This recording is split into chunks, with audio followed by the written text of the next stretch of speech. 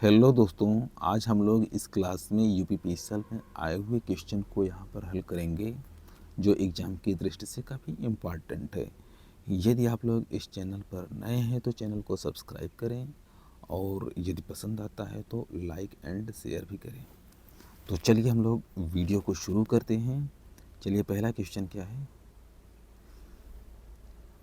किस आकार के तार में उच्चतम धारा को वहन करने की क्षमता होती है। देखिए, धारा उच्चतम वहन करने की क्षमता जैसे क्या है कि गेज का नंबर या जो यहाँ देखेंगे 4 गेज दिया गया है, 4 गेज है, यहाँ 10 गेज है। ये अगर 1 है तो 1 2 3 यानी कि 1 की वैल्यू सबसे ज़्यादा होगा और इससे कम ये होगा, यानी कि अगर ये नंबर जो है बढ़ रहा है तो इसकी थिकनेस या मोटाई उसकी जो है घटता जाएगा। अगर यह नंबर घट रहा है तो उस साइज मोटा होता जाएगा, यानी कि यह नंबर के इंक्रीजिंग आर्डर में जा रहे हैं तो थिकनेस उसका या उसकी मोटाई घटेगी। अगर नंबर घटते क्रम में जाएंगे यानी कि कम नंबर की तरफ बढ़ेंगे तो इसका मोटाई थोड़ा बढ़ेगी। अब समझ लीजिए कि यहाँ पे सबसे नंबर छोटा कौन सा है, 4 है, तो इसलिए इसका आंसर 4 होगा। चलिए ये हो गया। चलिए अगला क्वेश्चन देखते हैं।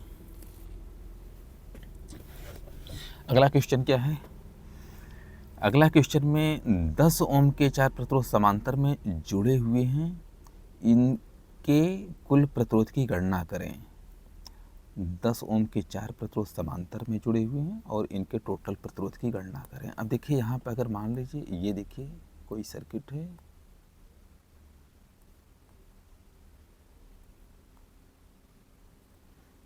इस तरीके जुड़ा हुआ है और यहाँ पर हमें इन्हीं दोनों टर्मिनल के बीच में वैल्यू निकालना है। अब यहाँ पर अगर 10 ओम के 4 प्रतिरोध जोड़े गए हैं तो ये अगर सभी वैल्यू सेम है तो हम 10/4 कर देंगे, तो इस तरीके इसकी वैल्यू आ जाएगी 2.5 आ जाएगा।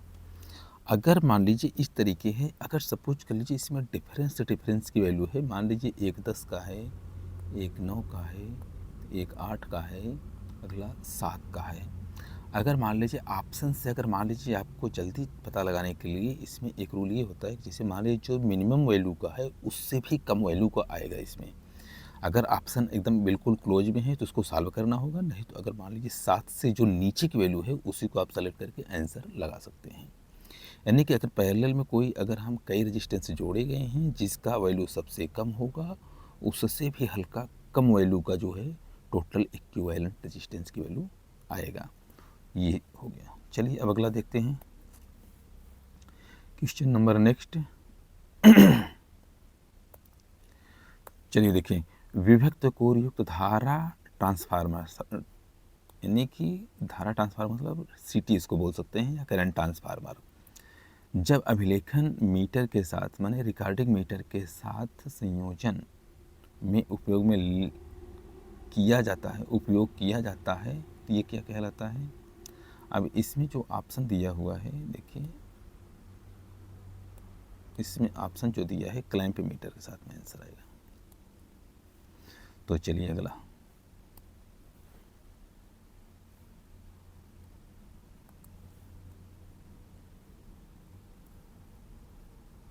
चलिए इसको देखते हैं। अब यहाँ देखिए, यदि वोल्टता का आरएमएस मान 230√2 वोल्ट, वोल्टता के आरएमएस मान अगर है 230 वोल्ट तो एसी परिपथ में वोल्टता का पीक टू पीक मान क्या होगा। अब देखिए यहाँ पे थोड़ा रीडिंग में मिस्टेक ये है, यहाँ 230 divide by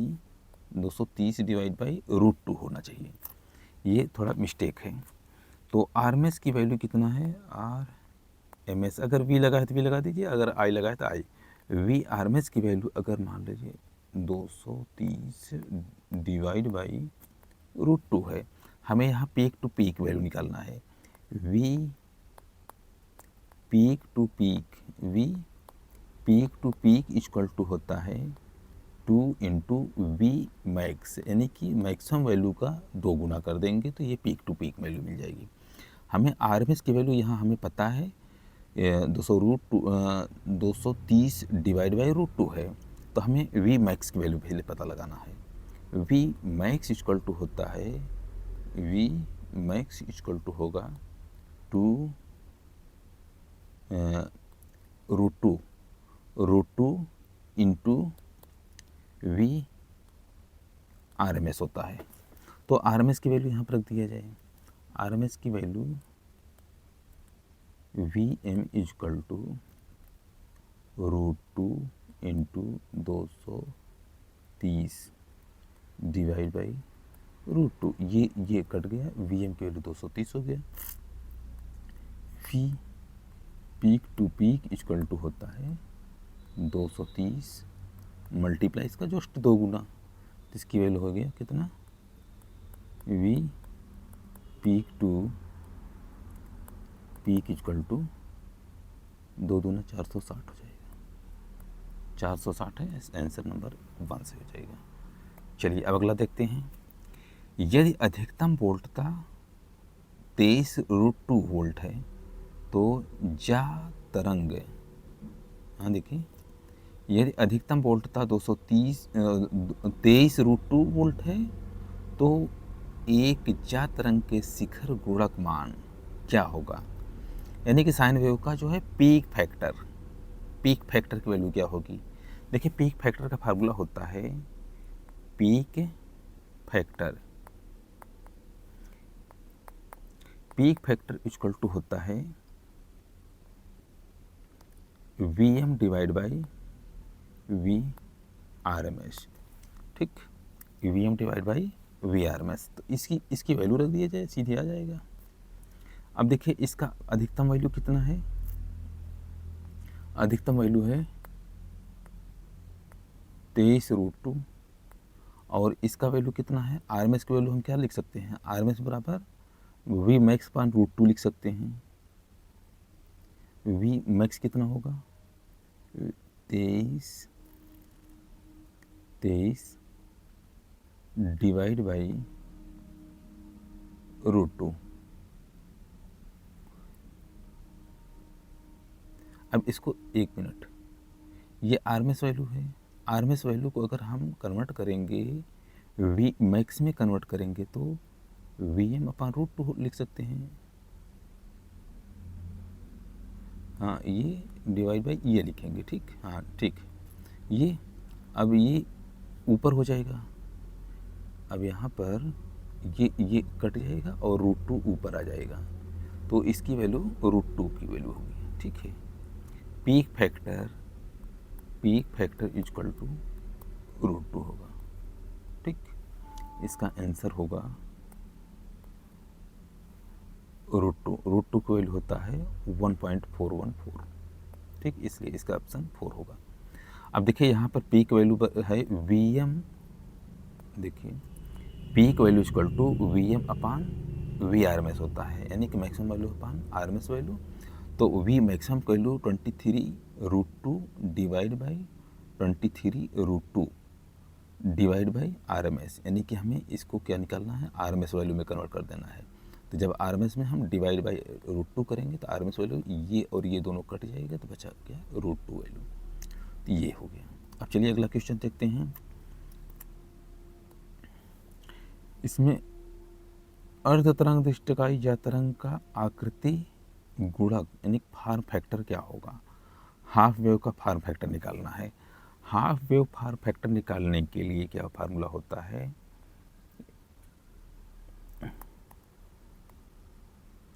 form factor equal to होता है V R M S upon we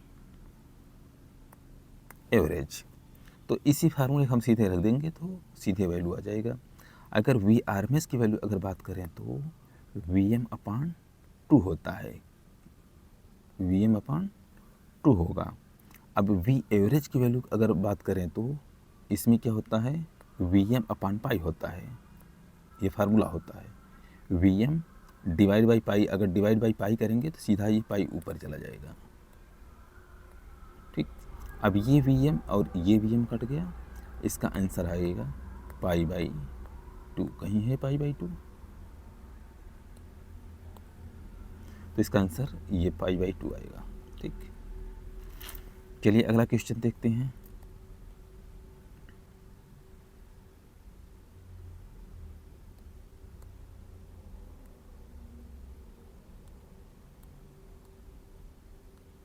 हाँ चलिए देखिए,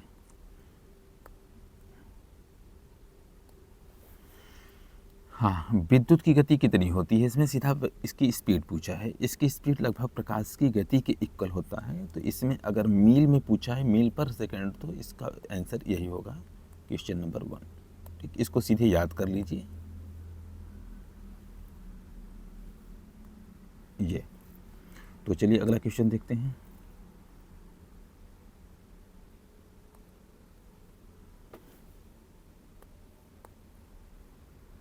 अब यहाँ देखिए एक वेव फॉर्म दिया गया है। इस वेव फॉर्म को देखिए यहाँ पर ऐसे दिया है,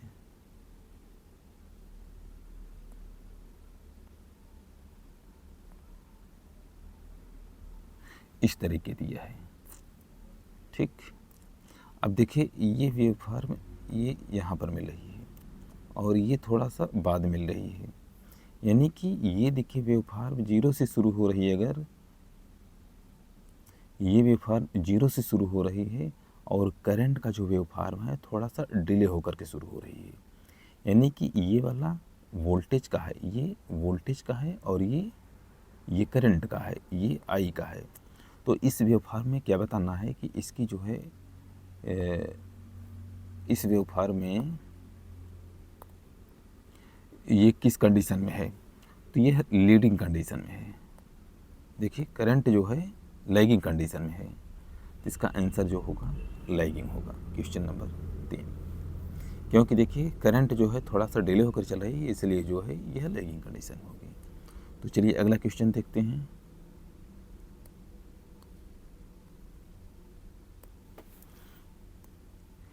निम्नलिखित में से कौन 3 फेज प्रेरण मोटर में, यानी 3 फेज प्रेरण मोटर में एक फेजिंग का प्रभाव नहीं है। इसमें कौन सा प्रभाव नहीं है? तो इसमें जो ऑप्शन है, मोटर चालू स्थिति में चलती रहेगी, मोटर हीटिंग बढ़ सकता है, मोटर हीटिंग नहीं बढ़ सकता है। और अगला ऑप्शन क्या है, मोटर अवरोध से स्टार्ट नहीं किया जा सकता, यानी कि रेजिस्टेंस से स्टार्ट नहीं किया। तो जो इसका ऑप्शन है, इसका सही ऑप्शन है मोटर चालू स्थिति से चलती रहेगी, यही जो है ऑप्शन सही है। चलिए अब नेक्स्ट क्वेश्चन देखते हैं।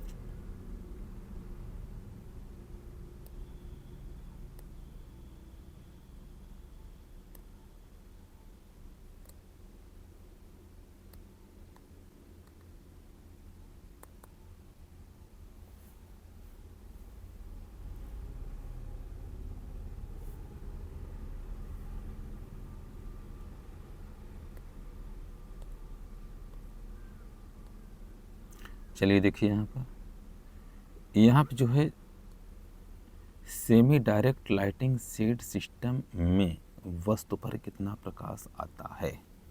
सेमी डायरेक्ट लाइटिंग शेड, अब देखिए इसमें 5 कंडीशन होती है, इसमें टोटल 5 कंडीशन होगी।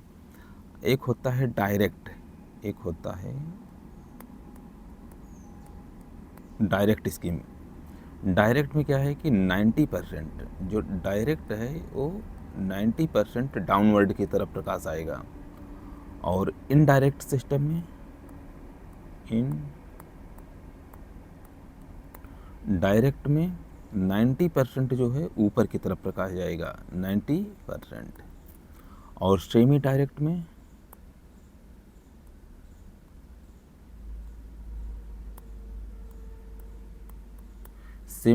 सिस्टम में 60 से 90% ऑब्जेक्ट पर या डाउनवर्ड की तरफ आएगा। और सेमी इनडायरेक्ट में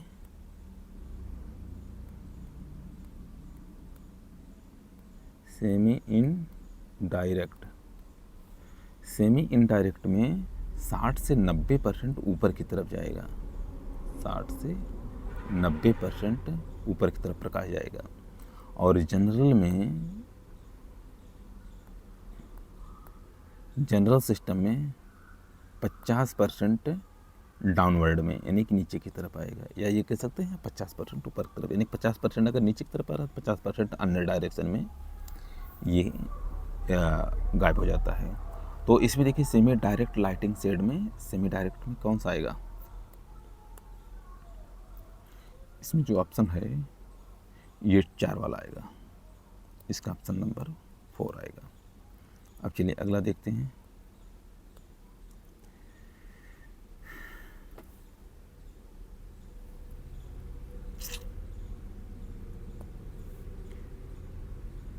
या वक्री तरंग के प्रवर्तन का चक्रण मान क्या होगा?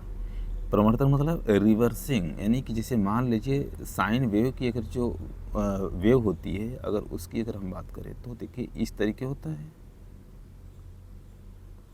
ये। तो इसमें ये पूछा जा रहा है कि कितने डिग्री के बाद यह डायरेक्शन रिवर्स हो जाती है। जैसे ये सपोज कर लीजिए पॉजिटिव है और ये निगेटिव है, ये जो है निगेटिव है। अब ऐसे कंडीशन में यहाँ पॉजिटिव से निगेटिव में कितने डिग्री के बाद होगा? अगर मान लीजिए पॉजिटिव अगर देखेंगे, ये यहाँ से शुरू हो रहा है, यहाँ से शुरू हो रहा है, तो यहाँ से यहाँ तक के जो है पॉजिटिव पे आ रहा है, यानी कि सेम डायरेक्शन में है, यानी कि ये बढ़ते कंडीशन में और पॉजिटिव में है। और ये 180 डिग्री के बाद रिवर्स हो जा रहा है, यानी कि निगेटिव में चला जा रहा है। यहाँ निगेटिव पे है, ऊपर पॉजिटिव पे, तो यानी कि 180 डिग्री में इसका जो है वैल्यू चेंज हो जाएगी, रिवर्स हो जाएगी। तो इसका आंसर 4 ऑप्शन होगा। चलिए अब अगला देखते हैं। हाँ, क्वेश्चन नंबर ये अगला है। If a 1800 metre long wire has resistance 90 ohm, 90 ohms है, what will be resistance of the 300 metre, यानी कि 1800 मीटर की लंबाई में 90 ओम आ रहा है, तो 300 मीटर यानी कि वायर छोटा हो रहा है तो रेजिस्टेंस भी छोटा होगा। अब देखिए इसका जो फार्मूला होता है R इक्वल टू होता है रो L अपान A। अब देखिए R हमें लिया गया है और L लिया गया है, यानी कि अगर हम इस इक्वेशन से अगर हम हल करते हैं तो जो प्रोपोर्शनल में है सीधे उसी के बेस पे हम इसको हल कर लेंगे। अब हमें क्या निकाला है? ये मान लीजिए L1 हो गया, ये R1 हो गया, ये L1 हो गया, ये R1 हो गया। L1 1800, R1 90। अब यहाँ पर L2 ये हो गया, तो हमें R2 की वैल्यू निकालना है। R2 की वैल्यू निकालने के लिए देखिए ये फार्मूला बना दीजिए, R2 divide by R1 is equal to L2 divide by L1। बस इसी फार्मूले में रखते ही सीधे आंसर आ जाएगा। R2 की वैल्यू हमें पता नहीं है, R1 की वैल्यू हमें मालूम है 90 ओम इज इक्वल टू L2 की वैल्यू 300 ओम दिया गया है और L1 की वैल्यू 1800 ओम दिया गया है।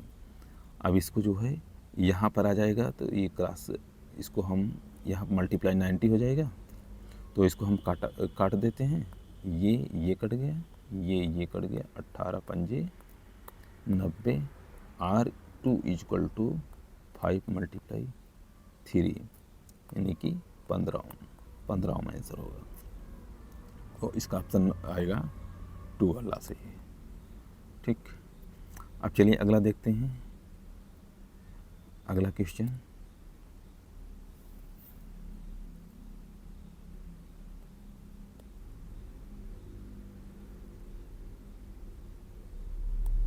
हाँ चलिए देखिए। If the line voltage is 252 volt, and the line current is 6 ampere, यानी कि इसका लाइन करंट जो है 6 एम्पियर है, what will B phase voltage, phase voltage की वैल्यू पूछा जा रहा है। Delta connection in 3 phase system में, 3 फेज अगर डेल्टा कनेक्शन है, देखिए अगर इसका हम कनेक्शन डेल्टा कनेक्शन की अगर हम बात करें, ये जो है ये इस तरीके को डिजाइन बनेगा। ठीक, अब ये लाइन वोल्टेज किसको बोलेंगे? जैसे कोई कॉइल है, इस कॉइल के अक्रॉस का जो लाइन टू लाइन वोल्टेज है यहाँ पर VL की वैल्यू होगी। अब फेज वोल्टेज भी वन एंड से दूसरे एंड का, यानी कि उस कॉइल के बीच में लाइन वोल्टेज हम बोल सकते हैं। देखिए VL यहाँ पर बोलेंगे और फेज वोल्टेज इस कॉइल के अक्रॉस का वोल्टेज, इस कॉइल का किसी एक कॉइल के अक्रॉस का वोल्टेज VP बोल देंगे। तो यानी कि यहाँ जो लाइन वोल्टेज आ रहा है वहाँ पर यहाँ पर VP भी आ रहा है। लेकिन अगर हम स्टार कनेक्शन की बात करें, स्टार कनेक्शन कुछ इस तरीके होगा। तो देखिए यहाँ पर जो डिज़ाइन बन रहा है, यहाँ इसके क्रॉस वोल्टेज VL होगा और यहाँ पर ये जो कॉइल लगा हुआ है इसके एक क्रॉस, यानी कि यहाँ से इस पॉइंट से और इस पॉइंट के बीच का, तो इसको हम बोलेंगे VP बोलेंगे। तो यहाँ पर देखेंगे कॉइल का वोल्टेज जो है ये लाइन वोल्टेज के इक्वल आ रहा है, इसलिए जितना वोल्टेज लाइन का होगा उतना ही फेज का होगा, इसलिए इसका ऑप्शन नंबर 1 से होगा। ठीक, अब चलिए अगला क्वेश्चन देखते हैं।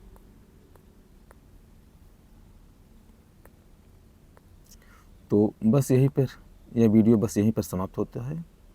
और यदि आप लोगों की यह वीडियो पसंद आता है तो इसको अपने दोस्तों के साथ लाइक शेयर सब्सक्राइब करें। और वीडियो देखने के लिए धन्यवाद।